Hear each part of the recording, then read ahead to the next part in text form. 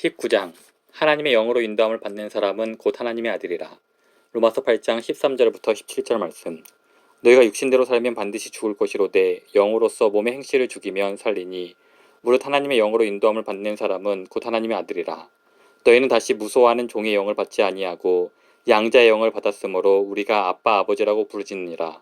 성령이 친히 우리의 영과 더불어 우리가 하나님의 자녀인 것을 증언하시나니 자녀이면 또한 상속자 곧 하나님의 상속자요 그리스도와 함께 한 상속자니 우리가 그와 함께 영광을 받기 위하여 고난도 함께 받아야 할 것이니라. 13절에서 14절에서 17절까지의 말씀으로 옮겨가면서 확연히 드러나는 새로운 주제가 있습니다. 이는 성경에서 가장 중요한 주제 중 하나입니다. 바로 우리의 아들됨, 즉 그리스도인들은 하나님의 자녀라는 주제입니다. 지금까지 살펴본 로마서에서는 우리를 하나님의 아들 또는 자녀라고 부른 것이 없습니다. 그런데 이제부터 그 단어가 반복해서 등장하면서 자유와 기쁨, 사랑, 소망을 가득 담아냅니다.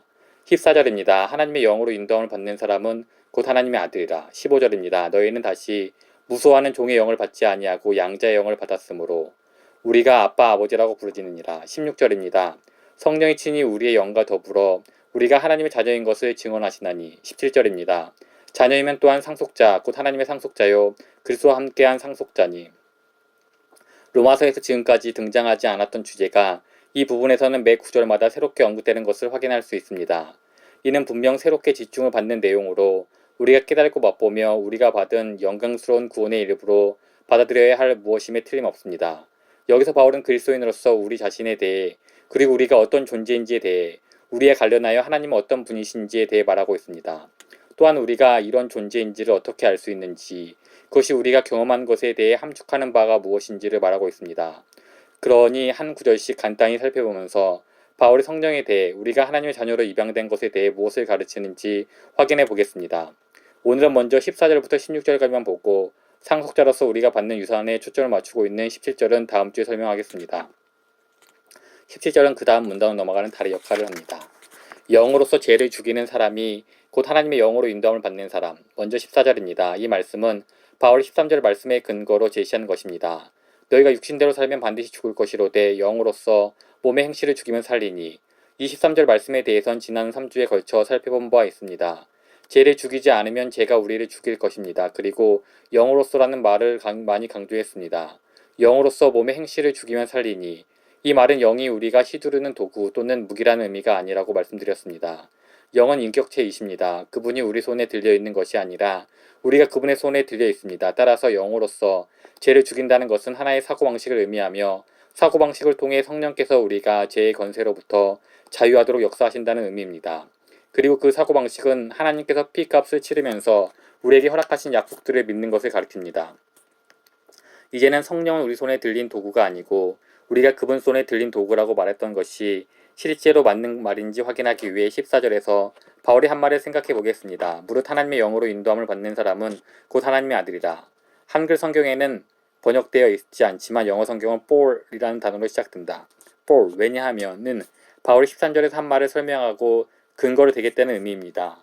따라서 13절에서 영으로서 몸의 행실을 죽이는 것은 14절에서 하나님의 영으로 인도함을 받는 것으로 설명됩니다. 그리고 13절에서 나오는 살리라는 14절에서 하나님의 아들이라는 말로 설명됩니다.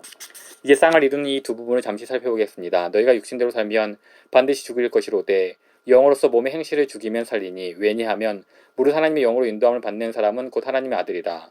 바울은 영으로서 몸의 행실을 죽인다를 하나님의 영으로 인도함을 받는다는 말로 다시 설명하고 있습니다. 따라서 지난주에 살펴본 내용, 즉 영으로서 무언가를 하는 것은 영에 의해 그것을 하도록 이끌린다는 의미가 맞는다는 사실을 확인하게 됩니다. 영은 우리 손에 들린 도구가 아닙니다. 우리가 그분 손에 들린 도구입니다. 우리가 그분을 이끄는 것이 아닙니다. 그분이 우리를 이끄십니다. 그분은 우리에게 단순한 자동넣기가 아닙니다. 우리는 그분에 의해 움직이고 이끌림을 받습니다. 그렇다면 13절과 관련해서 볼 때 14절에서 말하는 하나님의 영으로 인도함을 받는다는 것은 무엇일까요? 우리 아버지의 사랑이 가장 존귀하다는 것을 믿음으로써 하나님의 영에 의해 죄를 죽이도록 이끌림을 받는 것입니다. 죄는 주는 것보다 그리스도가 더 낫다는 것을 믿으며 죄가 주는 것보다 그리스도가 더 낫다는 것을 믿으며 죄와 싸울 때 우리는 하나님의 영으로 인도함을 받는 것입니다. 이 구절을 문맥에서 떼어 제대로 된 대학에 가면 나는 하나님의 자녀인 거야 라든가 적합한 배우자를 만나면 나는 하나님의 자녀인 거야 또는 괜찮은 직장을 얻게 되면 나는 하나님의 자녀인 거야 라는 식으로 받아들이지 마십시오. 물론 이 모든 영역에서 하나님의 자녀는 하나님의 영의 인도함을 받을 거라는 의미도 있습니다. 하지만 이 본문의 초점은 그런 것이 아닙니다. 이 본문의 문맥에서는 영으로서 죄를 죽이라는 말을 하고 있습니다. 그 이유는 그럼으로써 즉 영으로서 죄를 죽임으로 하나님의 영으로 인도함을 받는 모든 사람은 하나님의 자녀이기 때문입니다. 다른 말로 하면 우리가 하나님의 자녀라는 증거는 성령께서 우리로 하여금 우리 죄와 싸우도록 이끄심으로써 자신의 임재를 확실히 드러내시는 것에서 나타납니다. 하나님의 자녀는 죄를 미워합니다. 하나님의 자녀는 그들의 아버지가 귀하게 여기는 것을 귀히 여기고 아버지가 우선시하는 것을 우선시하며 아버지가 선호하는 것을 선호하고 아버지의 입맛을 그대로 담습니다. 말하자면 부전자전입니다. 그리고 자녀들이 하나님 아버지의 이런 자질들을 공유하려는 이유는 자녀들을 이런 식으로 이끄는 아버지의 영이 그들 속에 있기 때문입니다. 성령께서 자녀들에게 새로운 입맛을 주시고 새로운 선호도, 새로운 가치관, 새로운 즐거움, 새로운 슬픔을 주십니다. 따라서 우리 아들됨의 증거는 바로 이것입니다. 삶에서 죄와 싸우십니까? 아니면 죄에 무관심하십니까? 하나님의 아들됨의 근거를 둔 생명의 약속. 이제 13절과 14절에 나오는 다른 한 쌍의 연결 방식에 주목해 보십시오. 첫 번째 쌍에서는 영으로서 죄를 죽이는 것을 하나님의 영으로 인도함을 받는 것으로 설명하고 있습니다. 두 번째 쌍은 13절에 나오는 살리라와 14절에 나오는 하나님의 아들이라는 입니다. 너희가 육신대로 살면 반드시 죽을 것이로되 영으로서 몸의 행실을 죽이면 살리니 무릇 하나님의 영으로 인도함을 받는 사람은 곧 하나님의 아들이라. 이것이 보여주는 바는 살리라는 생명에 대한 약속이 우리의 하나님 아들됨에 근거한다는 사실입니다. 영으로서 몸의 행실을 죽이기 때문에 우리에게 영생이 있음을 안다는 것이 13절에 말하는 바입니다. 즉 영으로서 몸의 행실을 죽이는 것은 우리가 하나님의 영으로 인도함을 받기 때문입니다. 그리고 하나님의 영으로 인도함을 받는다는 것은 우리가 하나님의 아들임을 보여줍니다. 이것이 14절의 내용입니다. 하나님의 자녀라는 이 지위가 우리에게 영생을 보증합니다. 이것이 17절의 요지입니다.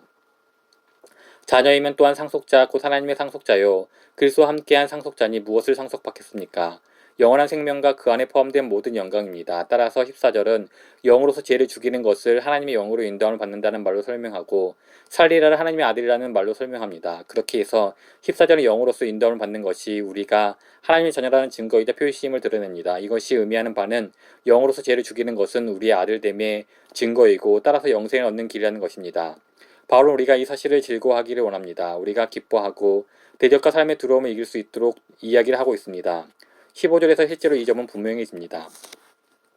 하나님의 영과 우리의 아들됨은 어떤 관련이 있나?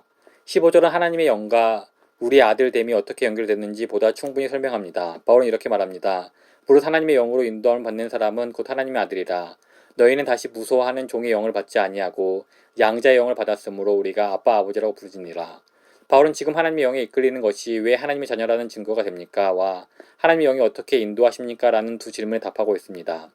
하나님의 영의 인도하심이 우리가 하나님의 자녀임을 입증하는 이유는 그 영이 양자의 영이기 때문입니다. 이 영은 아버지 하나님이 행하신 법적 거래, 즉 입양을 확증하도록 우리에게 주어진 영입니다. F.F. 브루스는 바울 당시의 로마 시대의 양자가 된다는 것이 어떤 의미인지를 이렇게 설명했습니다. 1세기 로마 세계에서 입양된 아들은 양 아버지가 자신의 이름을 계승하고 자신의 재산을 상속하도록 신중하게 선택한 아들이었다. 보통 자연적인 방법으로 태어난 이 아들과 비교해 지위에 있어 전혀 열등하지 않았고 오히려 아버지의 사랑을 더욱 넘치도록 받고 아버지의 성품을 더욱 훌륭하게 재현할 수 있었다. 우리 교회에도 법적으로 입양된 분들이 많이 있습니다. 그분들은 모두 본래 그 가족에서 태어난 것과 마찬가지로 아니 사실은 그 이상으로 부모님부터 깊고 진실되고 흔들림 없는 사랑을 받고 있습니다. 그리고 이것이 바로 우리가 하나님과 맺는 관계입니다. 입양이라는 이 현실은 거대하고 확실하고 법적인 현실입니다.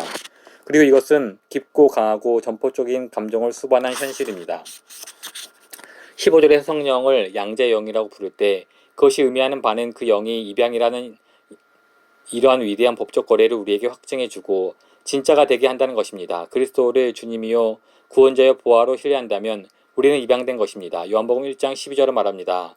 영접하는 자 곧 그 이름을 믿는 자들에게는 하나님의 자녀가 되는 권세를 주셨으니 그리스도를 영접한다면 우리는 입양된 것입니다. 하나님의 영은 가족계를 통해 이끄신다. 이 사실을 인치고 확실히 하여 우리에게 실제 경험이 되게 하려고 하나님 우리 마음에 그 영을 보내십니다. 바울은 갈라디아서 4장 5, 6절에서 이렇게 말합니다. 율법 아래 있는 자들을 속량하시고 우리로 아들의 명분을 얻게 하려 하심이라. 너희가 아들이므로 하나님이 그 아들의 영을 우리 마음 가운데 보내사 아빠 아버지라 부르게 하셨느니라. 성령이 우리 마음에 부어져 우리의 아들됨을 확증하고 실제로 그렇게 되도록 합니다.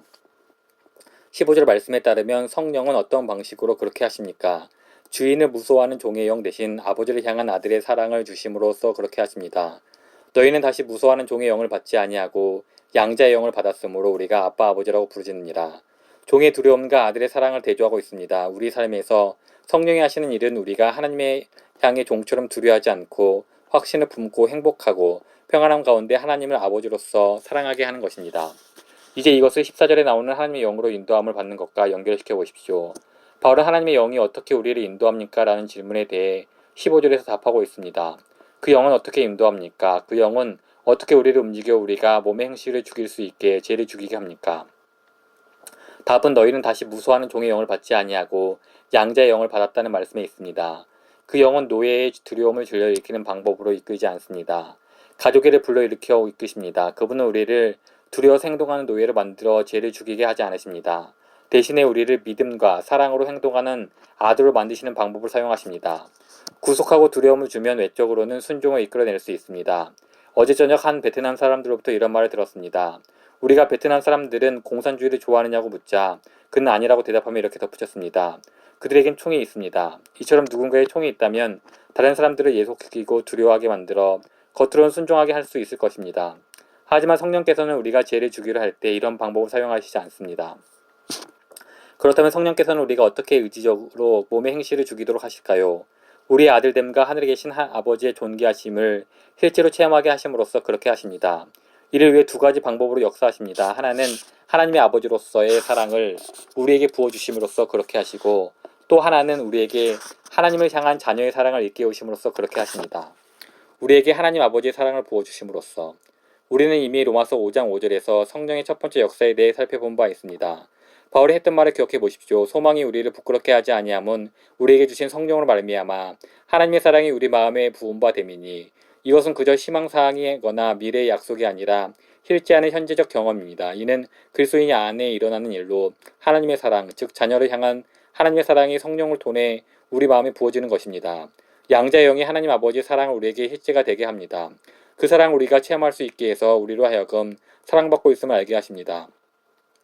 그렇게 하나님의 사랑을 경험하는 것입니다. 성령께서는 우리가 하나님께 받아들여지겠다는 진리와 아버지의 소중함을 우리가 실제로 경험하도록 하려고 이러한 방향으로 일하십니다. 아버지의 사랑을 우리 삶에 부어주십니다. 하나님을 향한 자녀로서의 사랑을 일깨우심으로써 성령께서 우리를 이끄시는 두 번째 방향은 아버지를 향한 자녀로서의 애정을 일깨우는 것입니다. 이것은 15, 16절에 언급하는 내용입니다. 양자의 영을 받았으므로 우리가 아빠 아버지라고 부르짖느라 성령이 친히 우리의 영과 더불어 우리가 하나님의 자녀인 것을 증언하시나니 성령께서는 하나님의 사랑에 대해 우리 마음에서 어떤 반응이 일어나게 하시는데 이는 우리가 아빠 아버지라고 부르짖는 것으로 나타납니다.